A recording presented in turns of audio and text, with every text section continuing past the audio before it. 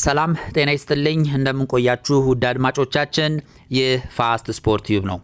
የሰባተኛ ሳምንት የእንግሊዝ ፕሪሚየር ሊግ ጨዋታዎች ቅዳሜና እሁድ ቀጥለው ሲደረጉ የሳምንቱ ታላቅ ጨዋታ ቅዳሜ 1 ሰዓት ከ30 ላይ በስታንፎርድ ብሪጅ ቼልሲ ከሊቨርፑል የሚያደርጉት ጨዋታ በጉጉት ይጠበቃል። ይህን ጨዋታ በተመለከተ የወጡ አዳዲስ መረጃዎችን እንመለከታለን። ጨዋታው ምን መልክ ሊኖረው ይችላል የሚለውን ጉዳይ እናነሳለን። በሊቨርፑልም ሆነ በቼልሲ በኩል በጉዳት ምክንያት የማይሰለፉ ተጫዋቾችን እንመለከታለን። አብራችሁን ቆዩ። እንግዲህ ቅዳሜ 1 ሰዓት ተኩል ላይ የእንግሊዝ ፕሪሚየር ሊግ የሳምንቱ ታላቅ ጨዋታ በቼልሲና በሊቨርፑል መካከል ይካሄዳል። ይህ ጨዋታ ለሁለቱም ክለቦች እጅግ አስፈላጊ ጨዋታ ነው ብሎ መናገር ይቻላል። ሊቨርፑል የመሪነት ደረጃውን ላለማጣት ይጫወታል። ቼልሲም ከዋንጫ ፉክክሩ ላለመራቅ ብርቱ ፉክክር ያደርጋሉ ተብሎ ይጠበቃል። ሊቨርፑል እንግዲህ 15 ነጥብ በመያዝ የመሪነት ደረጃ ላይ ይገኛል። በአንጻሩ ቼልሲ 8ኛ ደረጃ ላይ 8 ነጥብ በመያዝ 8ኛ ደረጃ ላይ የሚገኝ ክለብ ነው። ሊቨርፑል እንግዲህ በቼልሲ ከተሸነፈ እና አርሰናል የሚያሸንፍ ከሆነ በቀጥታ የአንደኝነት ደረጃ ለቆ ወደ 2ኛ ደረጃ ዝቅ ይላል። ስለዚህ ደረጃውን ላለማጣት በአርሰናል ላለመነጠቅ ሊቨርፑል ከፍተኛ ትግል ከፍተኛ ትንቅንቅ ያደርጋል ተብሎ ይጠበቃል። በአንጻሩ ቼልሲ 8ኛ ደረጃ ላይ ይገኛል። ወደፊት መጠጋት አለበት። ቶፕ 4 ውስጥ መግባት አለበት። ከዋንጫ ተፎካካሪነት ላለመራቅ ከፍተኛ ጥረት ማድረግ አለበት። ስለዚህ ይህንን ጨዋታ በማሸነፍ ነጥቡን ማሻሻልና ወደ መሪዎቹ ተርታ መሰለፍ ይፈልጋልና በዚህም ምክንያት ሁለቱ 1 ሰዓት ቅዳሜ ምሽት 1 ሰዓት ከ30 ላይ የሚያደርጉት ጨዋታ በታላቅ ጉጉትና በታላቅ ናፍቆት የሚጠበቅ ጨዋታ ነው። ሊቨርፑል 2 ተከታታይ ሽንፈቶችን አስተናግዶ ነው የመጣው። በእንግሊዝ ፕሪሚየር ሊግ በክሪስታል ፓላስ 2-1 ተሸንፎ ያለመሸነፍ ጉዞ በፕሪሚየር ሊጉ የተቋጨበት ሳምንት ነበረ። እንደዚሁም በአውሮፓ ሻምፒየንስ ሊግ ወደ ቱርክ አምርቶ በጋላታሳራይ እንደዚሁ ተሸንፎ ነው ወደ ስታንፎርድ ብሪጅ የሚመለሰውና አሁንም 3ኛ ተከታታይ ሽንፈት ላለማስተናገድ ትልቅ ትንቅንቅ ያደርጋል። ቼልሲ በአንጻሩ በፕሪሚየር ሊጉ ሽንፈትን በብራይተን ቢያስተናግድ አውሮፓ ሻምፒየንስ ሊግ የጆዜ ሞሪኖን ቤኔፊካን እንግዲህ 1-0 በማሸነፍ ወደ መሪነት በመመለስ በጥሩ መነቃቃት ላይ ይገኛል። ስለዚህ ሁለቱ የሚያደርጉት ጨዋታ እጅግ አጓጊ ጨዋታ ነው ብሎ መናገር ይቻላል። እንግዲህ ሁለቱ የእንግሊዝ ሀያል ክለቦች በአጠቃላይ በሁሉም ውድድሮች 199 ጊዜ ተገናኝቷል። ያ ማለት በእንግሊዝ ፕሪሚየር ሊግ፣ በኤፍኤ ካፕ፣ በካርሊንግ ካምፕ እንደዚሁም በአውሮፓ ሻምፒየንስ ሊግ እንዳጠቃላይ በሁሉም ውድድሮች ላይ 199 ጊዜ ተገናኝተው ሊቨርፑል የበላይነት አለው። 87 ጊዜ ማሸነፍ ችሏል። በአንጻሩ ቼልሲ 66 ጊዜ ሊቨርፑልን ማሸነፍ ችሏል። 46 ጊዜ ደግሞ አቻ በሆነ ውጤት አጠናቋልና ሁለቱ የሚያደርጉት ጨዋታ ብዙ ጊዜ በእልህ የተሞላ ፍጥነት ያለበትና ለገለልተኛ ተመልካች ሳቢ የሆነ ፉክክር እንደሚያደርጉ ይጠበቃልና ይህም ጨዋታ ትልቅ ግምት የሚሰጠው ጨዋታ ነው። እንግዲህ ሊቨርፑል አምና የእንግሊዝ ፕሪሚየር ሊግ አሸናፊ ቡድን ነበረ። እያሳየ ያለው ወጥ አቋም አስገራሚ ነው። ሊቨርፑል በአውሮፓ ሻምፒየንስ ሊግ እንደዚሁ በመጀመሪያው ጨዋታ ድል ቀንቶታል። በሁለተኛው ጨዋታ ላይ ነው በጋላታሳራይ ሽንፈት ያስተናገደው። በዝውውር መስኮት ላይ ከፍተኛ ተሳትፎ ካደረጉ ክለቦች መካከል ሊቨርፑል ቀዳሚ ነው ማለት ይቻላል። እጅግ በጣም ብዙ ገንዘብ ነው ያፈሰሰው ለተጫዋቾች ግዢ። በዚህም በርካታ ወሳኝ ተጫዋቾችን እነ ኢሳቅን እና ሌሎችም በጣም ውድ የሚባሉ ተጫዋቾችን አስፈርሞ እንግዲህ ለሁሉም ዋንጫዎች የሚፎካከር አሁን ላይ አውሮፓ ላይ ከሚገኙ ሀያል ክለቦች አንዱ ነው ብሎ መናገር ይቻላል። በእንግሊዝ ፕሪሚየር ሊግ በክሪስታል ፓላስ ነው የተሸነፈው። ከዛ በአውሮፓ ሻምፒየንስ ሊግ ደግሞ በጋላታሳራይ ሽንፈትን አስተናግዷል። ከዛ በፊት በነበሩ ጨዋታዎች ግን ሊቨርፑል ወጥ አቋም እያሳየ ሁሉንም ቲሞች እያሸነፈ የመጣ እጅግ ጠንካራው የእንግሊዝ ክለብ ነው ብሎ መናገር ይቻላል። በአንጻሩ ቼልሲ ወጣ ገባ አቋም እያሳየ ነው የሚገኘው። በተለይ የዓለም ክለቦች ዋንጫ አሸናፊ ከሆነ በኋላ ከዛ በኋላ የሚያደርጋቸው ጨዋታዎች ወጥነት የጎደላቸው ናቸው። አንድ ጨዋታ ላይ ጥሩ ይሆናል፣ በሌላ ጨዋታ ላይ ደግሞ ተጫዋቾች የመዳከም ሁኔታ ይስተዋላልና የቼልሲ ሁኔታ ወጣ ገባ በመሆኑ የቼልሲን ትክክለኛ አቋም መናገር አይቻልም። እንግዲህ ቼልሲ አሁን ላይ የገጠሙት ካሉ አዳዲስ ፈተናዎች መካከል የተጫዋቾች ጉዳት እንዳለ ሆኖ የቼልሲ ተጫዋቾች የሚያሳዩት የዲሲፕሊን ሁኔታ እጅግ አሳሳቢ ነው ብሎ መናገር ይቻላል። በቼልሲ ባደረጋቸው 3 ተከታታይ ጨዋታዎች ላይ 3 የቼልሲ ተጫዋቾች ቀይ ካርድ በማግኘት ቼልሲን ትልቅ ዋጋ አስከፍለውታል። ከብራይተን ጋር በነበረው ጨዋታ ቻሎባ በቀይ ካርድ ከሜዳ ወጥቶ ቼልሲ ለሽንፈቱ ምክንያት ሆኗል። ከማንቸስተር ዩናይትድ ጋር በነበረው ጨዋታ በረኛ ሳንቼዝ እንደዚሁ ቀይ ካርድ ተመልክቶ ልንሸነፍ ችለናል። እንደዚሁም ደግሞ ጂኦ ፔድሮ በአውሮፓ ሻምፒየንስ ሊግ እንደዚሁ ጥፋት ሰርቶ በቀይ ካርድ ከሜዳ ወጥቷል። በሚቀጥለው የአውሮፓ ሻምፒየንስ ሊግ ቼልሲ በሚያደርገው ጨዋታ ላይ አይሰልፍም። ይሄም ለቼልሲ ትልቅ ጉዳት ነው ብሎ መናገር ይቻላልና የቼልሲ ተጫዋቾች እያሳዩት ያለው የዲሲፕሊን ሁኔታ ጥሩ አይደለም። ምክንያቱም ተጫዋቾች ቀይ ባዩ ቁጥር ቼልሲ ትልቅ ዋጋ እየከፈለ ነው። በሌላ በኩል ደግሞ እንደዚሁ የጉዳት ዜናዎች፣ ተደራራቢ የጉዳት ዜናዎች ቼልሲ ላይ በእጅጉ እየተሰሙ ነውና ቼልሲ በሁለቱም በኩል ትልቅ አጣብቂኝ ውስጥ ገብቷል ማለት ይቻላል። በአንድ በኩል ተጫዋቾች ይጎዱበታል፣ በሌላ በኩል ደግሞ ያሉ ተጫዋቾችም በዲሲፕሊን ምክንያት ቀይ ካርድ እየተመዘዙበት በመሆኑ የቼልሲ ስኳድ እየሳሳ ነው ብሎ መናገር ይቻላል። እንግዲህ ቼልሲ ዋና የሚባሉ ተጫዋቾችን በጉዳት አጥቷል። ኮል ፓልመር እንግዲህ ከ2 እስከ 3 ሳምንት ያህል በጉዳት ምክንያት ከሜዳ እንደሚርቅ ነው ኦሬዲ የተገለጸው። ፎፋናም እንደዚሁ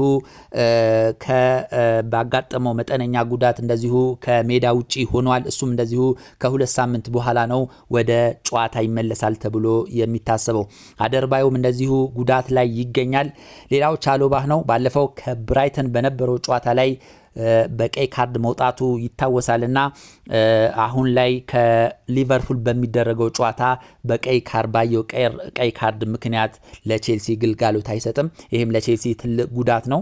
ቼልሲ የተከላካይ ችግር እንዳለበት ይታወቃልና የቻሎባህ አለመሰለፍ እንደዚሁ በቼልሲ በኩል ትልቅ ክፍተት የሚፈጥር ነገር ነውና የቼልሲ ተጫዋቾች ቀይ ካርድ መመልከት ምን ያህል አሳሳቢ እንደሆነ የሚያስገነዝብ ነው።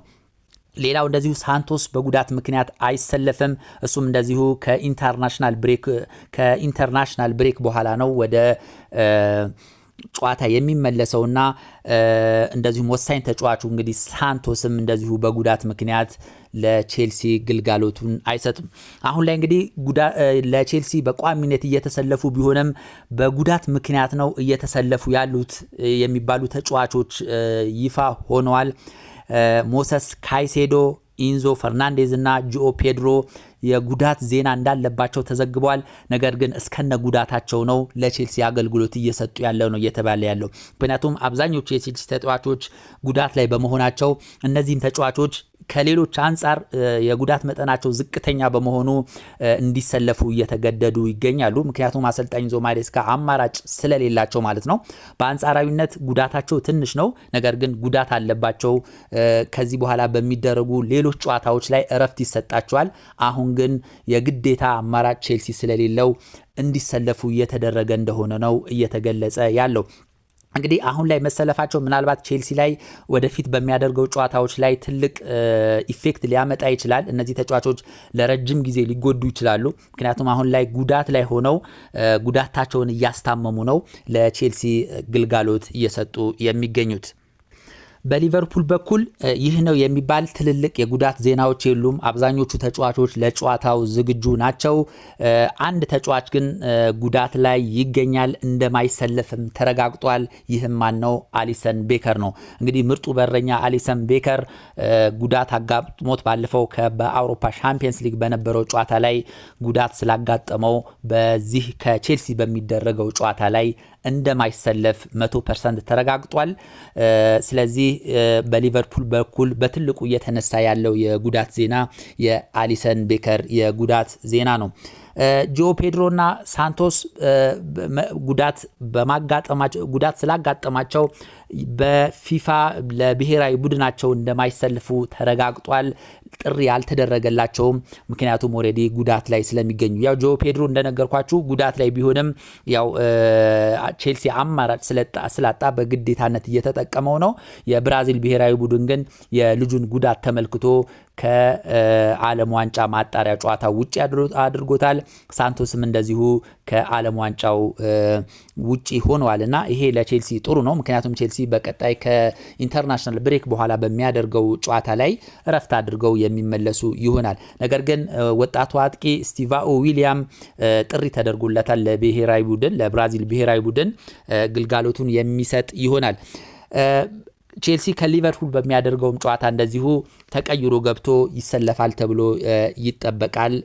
ስቲቫኦ ዊሊያምስ እንደዚሁም ጋርናቾ እድል ሊሰጠው እንደሚችል ነው እየተዘገበ የሚገኘው። ባለፈው ቤኔፊካ ጋር በነበረው ጨዋታ ጥሩ የሚባል እንቅስቃሴ አሳይቷልና በእንቅስቃሴው አሰልጣኝ ኢንዞ ማሬስካ ደስተኛ ናቸው። ስለዚህ አሁንም የመሰለፍ እድል እንደሚሰጡት ነው እየተዘገበ የሚገኘው። ምናልባት አሰልጣኝ ኢንዞ ማሬስካ ግምታዊ አሰላለፎችን ሊጠቀሟቸው የሚችሉ ግምታዊ አሰላለፎችን እንደው ለመመልከት ያህል ሳንቼዝ፣ ጀምስ፣ ባዳሽሌ፣ ኩኩሪያ፣ ኢንዞ ፈርናንዴዝ፣ ካይሴዶ፣ ስቲቫኦ፣ ቦናኖቴ፣ ኔቶና ጆ ፔድሮን በቋሚነት ይዘው ሊገቡ እንደሚችሉ ነው እየተዘገበ የሚገኘው።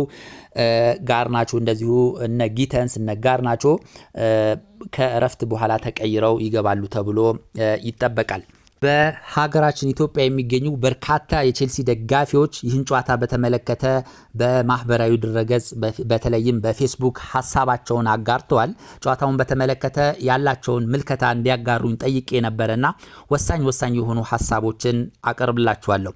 እሳቱ ቼልሲ በሚለው ከ17000 በላይ ተከታይ ባለው የፌስቡክ ገጽ ላይ ሀሳባቸውን ጨዋታውን በተመለከተ እንዲያጋሩ ጠይቄ ነበረ። እንደዚህ በሚል ጥያቄ አቅርቤላቸው ነበር። ውድ የቼልሲ ደጋፊዎች ቅዳሜ ምሽት 1:30 ቼልሲ ከሊቨርፑል ይፋለማሉ። በዚህ ጨዋታ ቼልሲ ምን ሊያሳየን ይችላል? ጠንካራውን ሊቨርፑልን የሚቋቋም ይመስላችኋል ወይ? ሐሳባችሁን አጋሩኝ ስል ጥያቄ አቅርቤላቸው ነበረ። እጅግ በርካታ ደጋፊዎች ሐሳባቸውን አጋርተዋል። አብርሃም ደረጀ ቼልሲ አቋሙ በትክክል አይታወቅም። በቅርብ ጊዜ በነበሩ አሰልጣኞች ማሬስካን ጨምሮ በአቋሙ አይታወቅም እና ለመገመት ቢከብድም በቀላል ጨዋታ ሳይጠበቅ ነጥብ ይከብደዋል። እንደዚሁም ደግሞ ይጥላል በሚባልበት ጨዋታ ደግሞ በብልጫ ሲያሸንፍ የቅርብ ጊዜ ጨዋታ በፒኤስጂ እና በሊቨርፑል ጨዋታ ሳይታሰብ ድል ያደርጋል ብዬ እጠብቃለሁ። በብልጫ ሲያሸንፍ ተመልክተናል የፒኤስጂን ጨዋታና በሊቨርፑልም ጨዋታ እንደዚሁ ሳይታሰብ ድል ያደርጋል ብዬ እጠብቃለሁ። የድሮ አስፈሪ ቼልሲ ጠፍቶብኛል። የአሁኑ ባለሀብቶች ንግድ እንጂ ስለ ክለቡ ስኬት አይመለከተውም። ለአብነት ለማሬስካ የሰጡት ትዕዛዝ ዋንጫ ሳይሆን እስከ 4 ማጠናቀቅ ነው። ይህ ደግሞ የክለቡንና ተጫዋቾችን ስለ ንቦና እጅጉን ይጎዳል። ለዚህ ማስረጃ የባለፈው ዓመት ከሊቨርፑል በ2 ነጥብ አንሰን ስንከተል ማሬስካ የዋንጫ ቡድን አይደለንም ብለው ተናግረዋልና አሰልጣኝ ኢንዞ ማሬስካ ብዙም አልጠብቅም የሚል ሐሳቡን አጋርቷል። እንግዲህ ቼልሲ እንዳልኳችሁ የአቋም መዋዠቅ ችግር አለበት። አንድ ጨዋታ ላይ ጥሩ ይሆናል፣ አንድ ጨዋታ ላይ እንደዚሁ መጥፎ አጫዋትን ያሳያልና አንዳንዴ ደግሞ ሳይታሰብ የሚገርም ጨዋታ ያሳያል። አሁን አብርሃም የገለጸው ከፒኤስጂ ጋር የተደረገውን ጨዋታ ነው። ብዙ የስፖርት ቤተሰብ ቼልሲ በፒኤስጂ በብዙ ጎል ልዩነት ይሸነፋል ብሎ ገምቶ ነበረ። ቼልሲ እንግዲህ ያንን ሁሉ ፉርሽ አድርጎ በአስተማማኝ ብቃት በአሳማኝ ሁኔታ ፒኤስጂን 3-0 ማሸነፉ ይታወሳልና ሊቨርፑልንም እንደዛ ሊያደርግ ይችላል የሚል ባልጠበቅነው ሁኔታ ሰርፕራይዝ ሊያደርገን ይችላል ሊቨርፑልን በማሸነፍ የሚል ሐሳቡን አጋርቷል። እንግዲህ የቼልሲ ባለሀብቶች ስለ ቼልሲ ውጤት ሳይሆን ስለ ንግዳቸው ነው የሚያሳስባቸው የሚለውን ሐሳብ አንስቷል። ምን ያህል እውነት ነው የሚለው ወደፊት የሚታይ ነው የሚሆነው። አሰልጣኝ ማሬስካ ላይ ትችቱን አቅርቧል።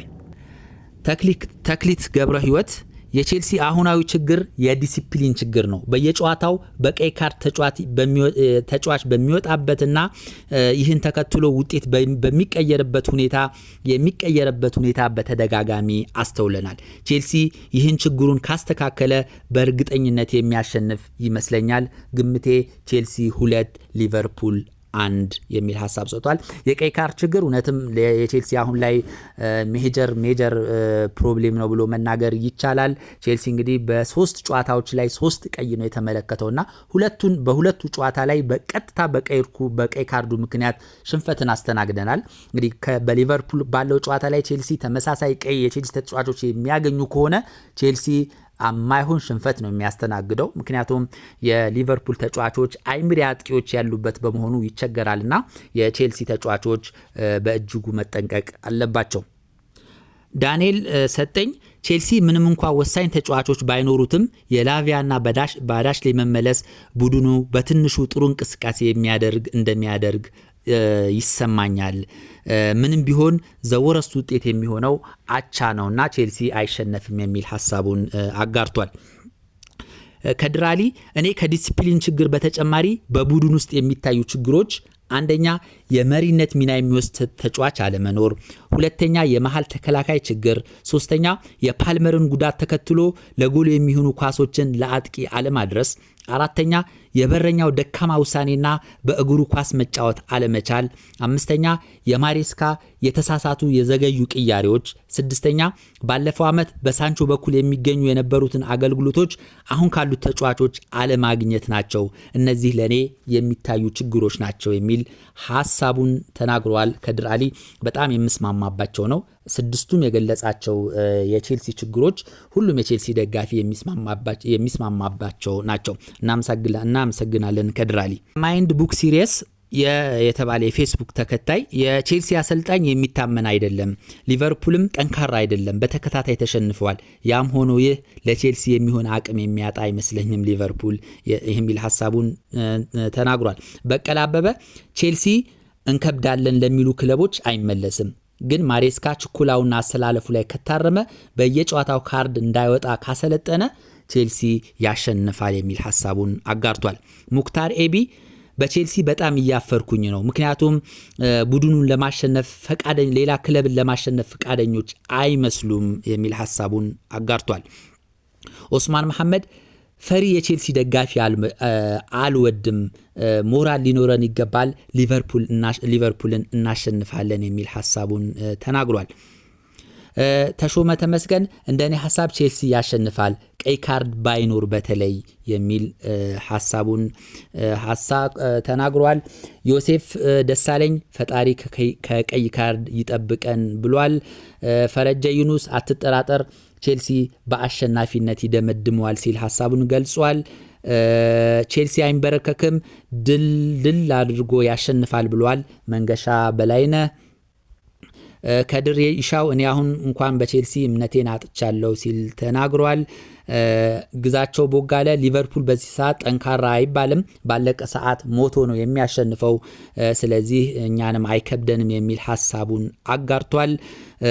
ትልቅ ቡድን ካሸነፍን ዘመናት እኮ ተቆጠሩ፣ ደህና እንኳን በረኛ የለንም ሲል ሐሳቡን ያጋራው ንጋቱ ተሻለ ነው።